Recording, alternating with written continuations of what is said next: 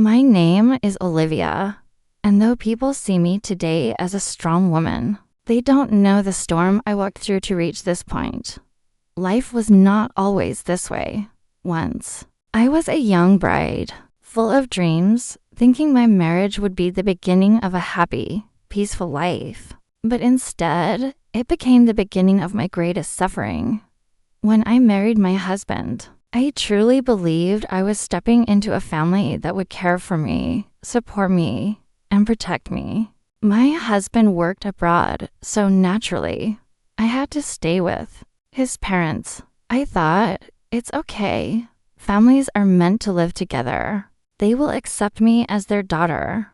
But I was wrong, terribly wrong, from the very beginning. My father-in-law made it clear that I was not welcome in his home. His eyes carried disapproval. His words carried poison.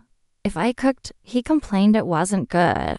If I cleaned, he said I missed a spot. If I tried to sit with the family, he would cough and say, "Don't you have work to do?" I told myself to stay patient. I thought maybe, over time, he would change. But days turned into weeks, and weeks into months, and the bitterness only grew. He never saw me as family. To him, I was a burden, an outsider who had come to disturb his perfect world. He would remind me again and again, "This is not your house. You are here because of my son. Don't forget that." The most painful part was that my husband, living abroad, never truly understood what I was going through. Over the phone, I tried to tell him, but he would always say, "Olivia, don't take things to heart. Father is like that with everyone. Just ignore him." I did ignore him again and again for years. But how long can a person ignore cruelty when it pierces your heart every single day? I waited for my husband to come home, hoping things would change when he returned. I thought, once he is here, his father won't dare mistreat me. He will stand with me. But fate was crueler than I imagined. Instead of coming back to me, my husband drifted further away. Living abroad gave him freedom, and he used that freedom not to build a future for us, but to betray me. One night, I got a call from a relative. She whispered words that crushed my soul. "Olivia, your husband has married another woman abroad." At first, I refused to believe it. My hands shook, my heart pounded. I kept telling myself, no, not him, not my husband. He promised to love me forever. But when I confronted him, he didn't deny it. Instead, he coldly said, "It's true. I have married again. Things between us will never be the same." My world shattered in that single moment. Betrayed by the man I trusted most, I felt abandoned, worthless, broken. And as if betrayal wasn't enough, my father-in-law struck the final blow. One evening, he called me into the living room. His eyes were colder than ice, his voice sharper than a knife. He said, "You have no place in this house anymore. Take your daughter and leave. Don't ever come back." I still remember that night as if it happened yesterday. It was dark, the sky heavy with clouds. I held my little daughter's hand tightly, her innocent eyes looking up at me, not understanding why her mother's tears wouldn't stop.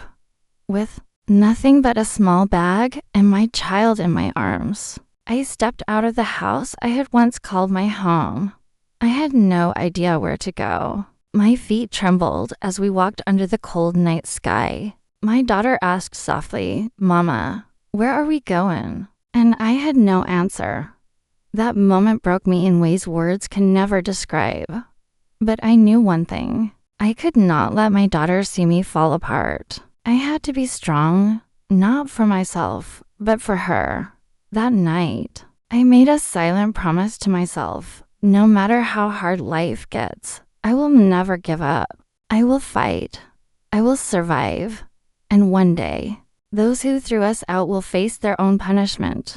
That was the beginning of my true journey, a journey of pain, patience, survival, and eventually, revenge.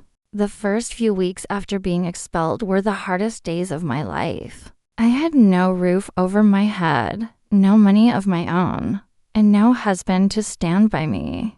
The man who should have been my shield had betrayed me, and the family that should have been my support had thrown me into the streets like I was nothing. I went to my parents' house, ashamed and broken, but they welcomed me with tears in their eyes and arms open wide. My father looked at me with deep sorrow, and I could see the guilt in his eyes, as though he felt responsible for not protecting me from such a fate.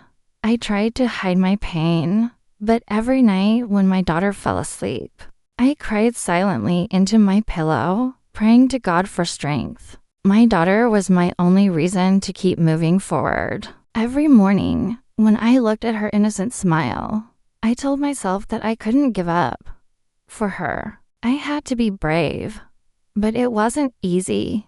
People talked, neighbors whispered, relatives judged. They looked at me as if I had failed as a wife, as if my husband's betrayal was somehow my fault. I swallowed my pride, ignored the taunts, and began searching for work. I took small jobs, anything I could find, from stitching clothes for women in the neighborhood to helping at a local school. The money was little, but I managed to buy food for my daughter and myself.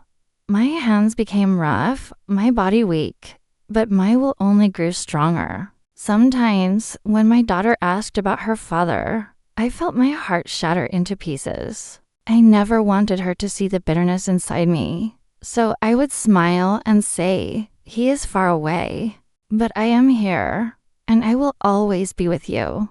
Years passed this way, filled with struggles, pain, and endless nights of loneliness.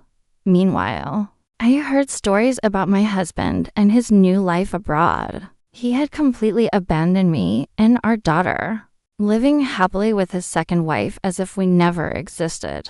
Not once did he call to ask how his child was doing. Not once did he send money to support us. He erased us from his life like we were mistakes. My father-in-law, on the other hand, continued to boast in the community. People said he was arrogant, proud, and showed no regret for what he did to me. In fact, he often said proudly to others, "I removed her from my house like throwing out trash." His words reached me, and each time they burned my soul.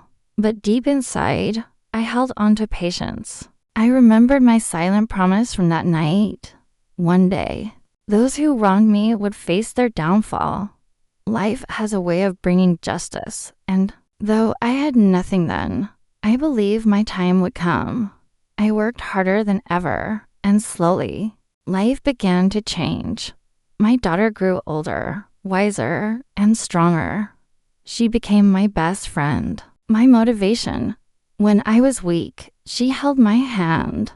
When I cried, she wiped my tears. Together, we built a small world of our own, filled with love, trust, and resilience. I managed to save a little money and rented a modest home where we finally found peace. I even started a small business of tailoring and teaching children, which grew slowly. People who once whispered behind my back began to respect me. They saw my strength, my determination, and they realized I was not a broken woman. I was a fighter, but life has a strange way of showing you its ironies. Just when I had found some stability, news came to me that shook me again. My father-in-law, the same man who had once thrown me out with pride, was now bedridden. Both his arms had stopped working due to illness. He couldn't eat without help, couldn't dress himself, couldn't even scratch his own head. The man who once ruled his house with cruelty was now completely dependent on others for survival. When I heard this, I felt no joy, no laughter. Instead, a deep silence filled me. I thought about the night he threw me and my daughter out. His voice echoing in my ears, "You have no place in this house anymore." Now, He had no control even over his own body. It was as if life itself had written his punishment. Yet, people began talking again. They said he was suffering because of the sins he had committed. They said his cruelty had turned into his own curse. Some even came to me and said, "Olivia, will you forgive him now? Will you go back to help him?"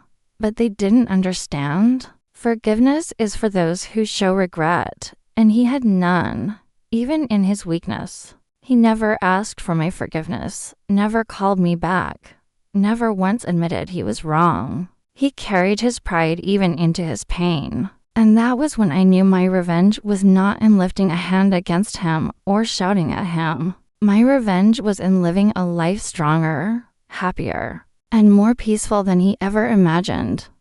My revenge was in showing him that the woman he threw out like trash had built a new world on her own, without him, without his son, without any other so-called support.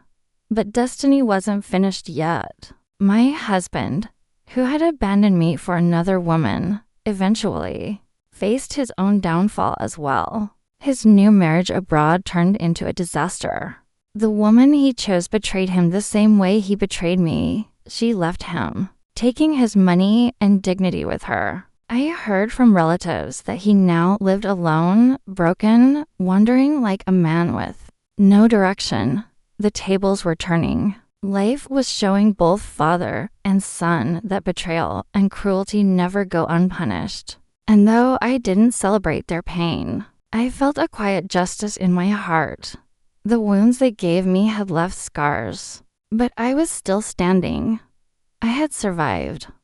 I had won. Asterisk. As years went by, I built a new version of myself, one that my enemies could never imagine. The weak, helpless girl who had once cried herself to sleep was gone, replaced by a woman who had tasted betrayal but turned that bitterness into strength. My daughter grew into a young woman who was as resilient as I had become. She studied hard, and I worked tirelessly to give her every opportunity I could not have. Each time I stitched clothes late into the night or sat with books to help children study, I thought of my father-in-law's cruel words, and it fueled me to work harder.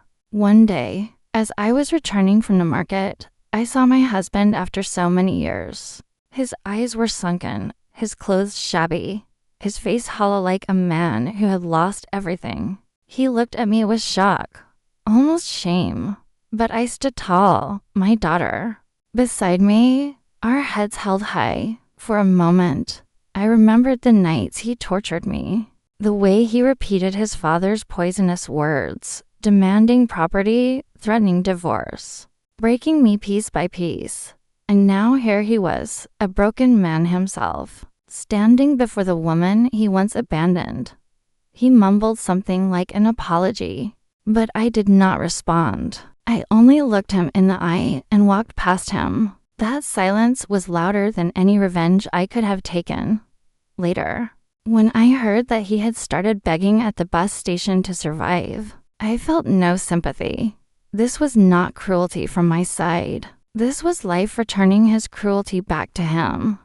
And as for my father-in-law, I never visited him again. Even when people said he was in bed, unable to move, waiting for someone to feed him, I stayed away. The same way he left me hungry and homeless with my daughter, he now faced helplessness himself. My revenge was not in shouting, not in striking back, but in letting them drown in the consequences of their own sins while I rose above them. Now, when I sit alone and think about everything that happened, I realize how much pain shaped me into the woman I am today. I remember the nights of tears, the endless days of humiliation, the cruelty of my father-in-law, and the betrayal of my husband. And I also remember the strength that grew inside me through it all. People ask me sometimes, "Olivia, did you ever take revenge?" And I smile, because my revenge was not with weapons or words, but with life itself. My revenge was surviving when they wanted to destroy me, thriving when they wished me to fail, raising my daughter into a proud educated young women when they thought we would be nothing without them. The same father-in-law who threw me out of his home now lies helpless on a bed, unable to lift even a glass of water to his lips while I stand on my own 2 feet. Stronger than ever, the same husband who threatened me with divorce and tortured me after drinking now wanders the streets in shabby clothes, begging for coins from strangers. While I walk with dignity, holding my head high, I did not need to hurt them with my hands, because their own deeds punished them in ways I never could. That is the lesson my life taught me. When you are wronged, don't waste your energy plotting shallow revenge. Instead, rebuild yourself, rise from the ashes, and let time deliver justice. Revenge is not always about striking back. Sometimes the greatest revenge is showing the world that you lived, you endured, and you succeeded despite everything. My story is one of pain, but also of patience, and those scars remain on my heart. I am proud to say that I never let them win. I survived. I rose, and in the end, they lost everything.